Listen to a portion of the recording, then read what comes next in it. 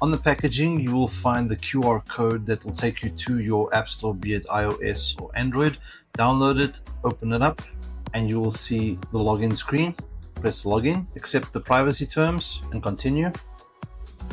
If you don't already have a TP-Link account, just sign up. Enter your email address, put your password in, confirm your password, accept and subscribe if you want, and press sign up. Then you'll be back at the login screen. Put in your email again, put in the password that you set, click on remember me, and then press login. Once you're in the app, a pop-up will appear saying click to search for your device. This is to search for the devices you already have in the app. It's not going to go and look for cameras that you have on the network. Press the plus button on the top right so you can add your camera. Turn your camera so you can see underneath it and scan the QR code. The app will start processing and adding the device. Set your password and confirm once again and hit save. In general settings, set your time zone and power line frequency. I just left it on its default. Name your device, for example, Office. I left it on default for this video. And there, we are done. You have added your camera. This is what you will do for any TP-Link camera. Hit done, and now you're looking at the screen where all your cameras will be. Press the play button to start viewing your camera. Now let's go back to the main screen by pressing the top left back button. The first thing we should do is update our camera to the latest firmware. Press the hamburger menu. You might notice a red dot. This means you have an update. If you don't see the red dot, press on more settings, then press firmware update, and it will look for the latest firmware. Then hit update now, make sure that your power and network are stable, and hit update now again. The download will start and should be quite quick.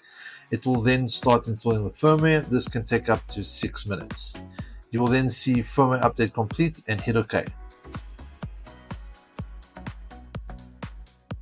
Navigating the VIGI app is quite easy and simple. This is the main page that you will see that will have all your cameras in it. Tap on your camera. Now you'll be looking at the page with your camera layouts. If you tap on this little icon here on the left, it'll bring down a layout menu where you can see 1 camera, 4 cameras, 9 cameras, then press confirm. Now you can see that there are 9 blocks. I only have 1 camera at the moment, so you're only seeing 1. But if you had to press this option and you had more cameras, then they will all populate. You can then also swipe on this to the left and it'll go to other pages if you have more than 9 cameras. I'm just putting this back to 1 camera. You will see another icon saying LQ or HQ. This is for the quality of the video. So you've got a mainstream and you've got a substream. Mainstream has the most quality, low stream has less quality.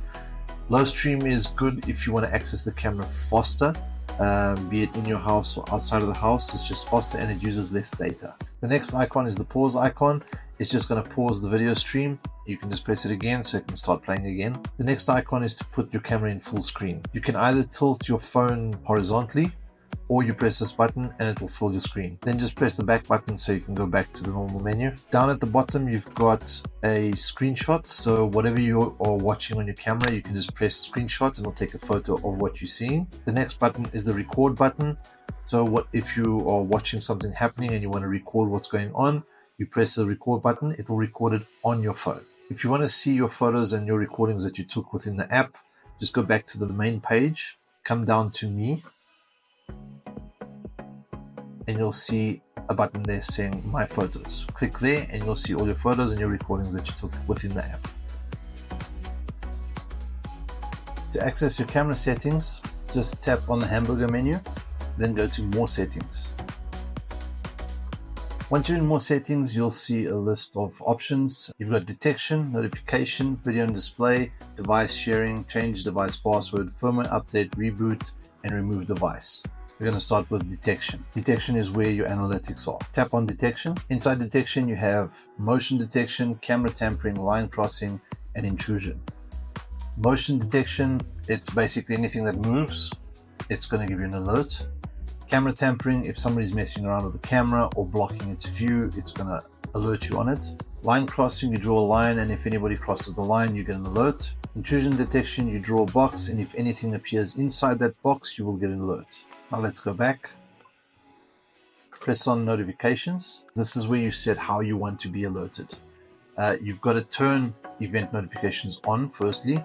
Then you've got notification schedules, and if you want to know if devices have gone offline and if there is a firmware update. Let's go to notification schedule.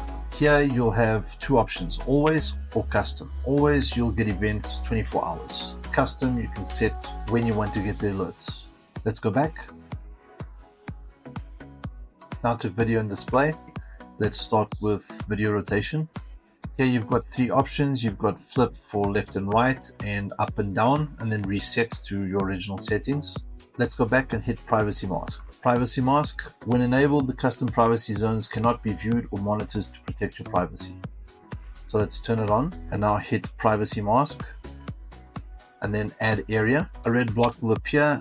You can resize it on each corner of the block, and then in the middle of the block you can move it to where you need it to be. Then hit save, and let's go all the way back to device sharing. Here you can share your cameras with family or friends. They just need to open up the VIGI app, register, and give you their email. Then you insert their email and share the cameras to them. Now let's go back.